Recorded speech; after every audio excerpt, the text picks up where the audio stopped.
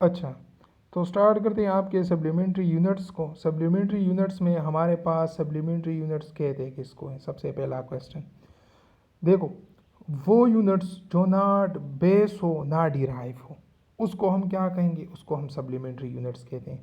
Units means a shortcut representation of any quantity.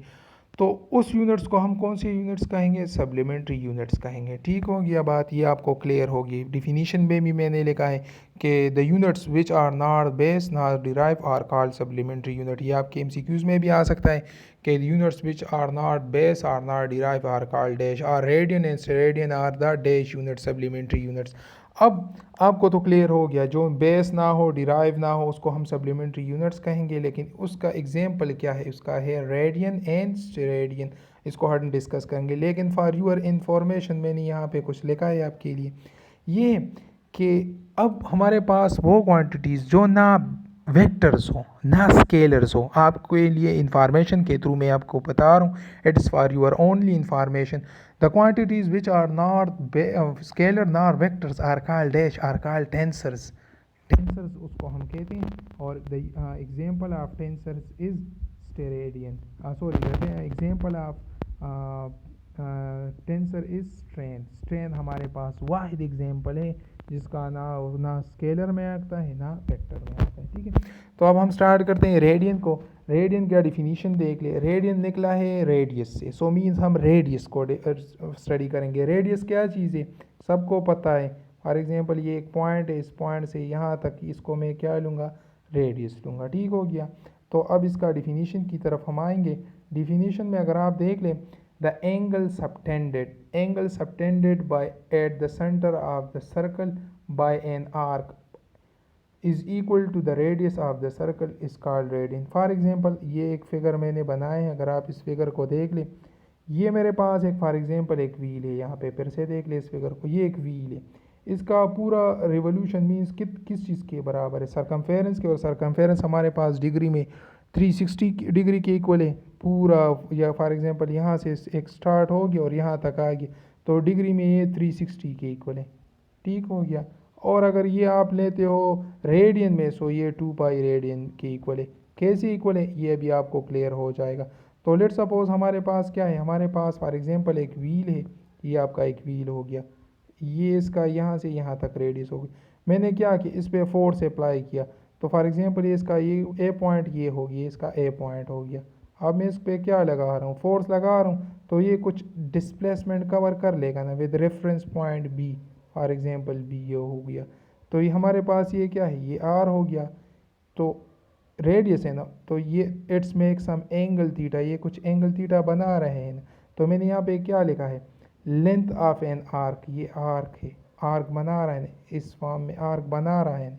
इस figure में आप देख ले आर्क बना रहे हैं ना, ये एस का एस पे जो मैंने रिप्रेजेंट किया है, तो इसको जो है हम क्या कहेंगे? रेडियन कहेंगे। अगर आपको ये डिफिनीशन समझ नहीं आ रही तो सिंपल डिफिनीशन मैंने ये आपके लिए ये वाला लिखा है कि the length of an arc basically this is arc, जो कर्व्ड फॉर्म में it is called arc. So the length of an arc divided by radius of the circle, radius पे जब आप डिवाइड करते हो। ठीक है, तो ये आपका हो गया रेडियन। क्लियर हो गया। अब आते हैं हम इसकी एक्सप्लेनेशन की तरफ। ये आपका एमसीक्यूज है, वेल नाउन एमसीक्यूज है कि हमारे पास रेडियन कौन सा एंगल है? सो 2 डायमेंशनल है। 2 डायमेंशनल मीन्स जो हमारे पास जो है एक्स और वाई के फॉर्म में हो। ये फॉर एग्जांपल एक्स हो गया और ये वाई हो गया। आप सब ने मैथ्स में ग्राफ पढ़ा होगा। ठीक है, तो ये आपके पास एक्स और वाई हो गए। So plane angle is called 2 dimensional angle. So now whole revolutions mean circumference in degree 360 के बराबर है। अब हम इसका मैथमेटिकल फॉर्म लेंगे, लेकिन रिमेंबर जो मैं मैथमेटिकल फॉर्म लेकर आऊँ ना, आपके बुक में ये सारे चीज़ें जो है वो डायरेक्ट साल पे, तो काइंडली अपने साथ नोट कर ले इसको। ठीक है, तो स्टार्ट करते हैं। आपका जो है एंगल इन रेडियन, जब आप एंगल फाइंड करोगे इस वाले एंगल को रेडियन में, इस वाले एंगल को आप जब रेडियन में फाइंड करोगे तो हमारे पास इक्वल है length of an arc divided by radius of circle. ये इक्वल है आर्क के, ये आर्क आपका हो गया और ये जो इसके साथ रेडियस बना रहा है। ठीक है, तो हमारे पास जो है थीटा ये बना रहे, तो हमारे पास ये हो जाएगा आपका mathematical form angle. So angle in radian, angle in radian हमारे पास ये वाला हो गया, ये नीचे ये वाला, और इसके बाद length of an arc divided by radius of the circle, ठीक है, रेडियस ऑफ सर्कल हमारे। सो यहाँ पे फिगर में देख ले, फिर मैं दूसरे पेज पे जाऊँगा, वहाँ पे नहीं होगा। लेंथ ऑफ एन आर्क मैंने किस चीज़ पे रिप्रेजेंट किया है, एस पे, remember it is represented by S. तो move towards the mathematical form, हमारे पास जो है वो क्या है, वो हमने एस पे रिप्रेजेंट किया था। अब हम क्या लेंगे, फॉर एग्जांपल आपके बुक में जो है वो रिलेशन लिया गया है, relation between degree and radian. Degree और रेडियन का जब आप रिलेशन फाइंड करोगे तो आप सबको पता है, सारे मैथमेटिक्स के स्टूडेंट हो, कि फॉर एग्जांपल एक होल सरकमफेरेंस एक ऑब्जेक्ट जब कवर कर लेता है तो उसका किस चीज़ की इक्वल है, सरकमफेरेंस 2 डिग्री में 360 के बराबर है, और रेडियन में हमारे पास जो है वो किस की चीज़ के बराबर है, 2πr। और 2πr हमारे पास क्या चीज़ है, वो डिस्टेंस है ना। कैसे डिस्टेंस है, पूरे आर्क में हमारे पास ये क्या कवर कर रहा है, डिस्टेंस कवर कर रहा है ना। ये यहाँ पे एस था ना, तो ये सारा हमारे पास क्या हो गया, डिस्टेंस हो गया, ठीक हो गया। तो ये हमारे पास एस के इक्वल है। So let theta is equal to S divided by R. कहाँ से आ रहे, क्लियर है, ये हमारे पास रेडियन से आ रहे हैं, रेडियन। सो हमारे पास length of an arc, so length is represented by S and it is represented by radius, so R. So हमारे पास एस किस चीज़ की इक्वल है, एस हमारे पास 2πr की इक्वल है, वो पुट कर लो। R and R R equal to what, R and R R equal to radian, ये हमारे पास रेडियन की इक्वल है, 1 रेडियन इसको हम कहेंगे। So theta equal to 2π radian. अब हमने ये आपका शॉर्ट क्वेश्चन भी है, शॉर्ट क्वेश्चन नंबर फर्स्ट है आपका, लेकिन ये ज़्यादातर जो है एमसीक्यूज़ में इसकी डिग्री ये वाली आती है कि 1 radian equal to dash 57.3 degree. तो अब अगर आप देख लें, थीटा हमारे पास जो है वो 2π रेडियन के आ गया है, ये सारी चीज़ें समझ गए सारे। तो अब हमारे पास थीटा किस चीज़ की इक्वल है, 360 डिग्री के ना। तो इस थीटा को 360 पे पुट कर लो, तो थीटा 360, ये वाला 360 हो गया, और ये अपनी जगह पे ये डिवाइड कर लो बोथ साइड पे, क्योंकि हमने वो क्या फाइंड करना है, 1 रेडियन। तो डिवाइड कर लो बोथ साइड पे 2π पे। सो 2π कैंसिल, हमारे पास 2 मल्टीप्लाई बाई 3.4, इसको जब आप डिवाइड कर लोगे तो ये हमारे पास आ जाएगा 57.3 degree. So it is the relation and it is solve in your book directly. तो आपने यहाँ से जो है सबका जो है कंसेप्ट क्लियर हो गया होगा, ठीक है। अब दूसरा यह है इसका स्टेरेडियन। स्टेरेडियन असल में किसको कहते हैं, स्टेरेडियन में हम जो है एक स्फीयर लेंगे। स्फीयर का क्या मतलब है, एक कोन लेंगे। कोन सारे आप जानते हैं, एक स्फीयर जो हॉल मीन्स एक हमारे पास जो है बाल शेप में हो। अगर आप यहाँ पे इस फिगर को देख ले, इट इज़ अ स्फीयर, दरमियान वाला मैं ले रहा हूँ। इसका मैं आर स्क्वेयर लूँगा। आर स्क्वेयर क्यों लूँगा, आपके बुक में भी यहाँ पे ये इसको आर स्क्वेयर लिया है। When bases are same, then power are added from here and here. They are r, और r and r equal to r square। तो यहाँ पे मैंने क्या लिया है, यहाँ पे मैंने r square लिया है। तो now starting the steradian. Steradian are solid angle. Solid angle mean 3 dimensional angle. अगर आप अपने कमरे के एक कोने को देख ले, basically it depend upon the 3 dimensional जो एक्स वाई जी में हो। So solid angle are 3 dimensional angle जो 3 डायमेंशन में हो। सो इसका डिफिनीशन ये वही डिफिनीशन है, angle subtended at the centre. लेकिन यहाँ पे हमने क्या लिया है, एक स्फीयर लिया है। स्फीयर मीन एक शेप जो है एक बाल जैसा शेप हमने लिया है।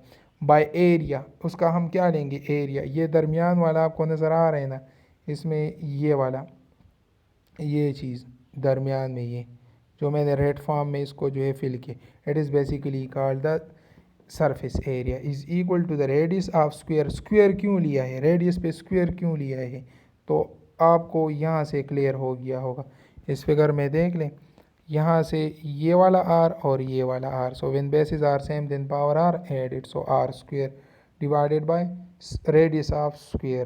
तो दूसरा डिफिनीशन इसका अगर आप करना चाहते हैं तो area of the sphere divided by square of the radius of the sphere. Square क्यों लिया गया है, सबको पता है क्यों, क्योंकि सरफेस एरिया इसका ये दरमियान वाला हो गया और ये रेडियस आपका स्क्वायर हो गया। क्यों हो गया, when basis are same then power are added.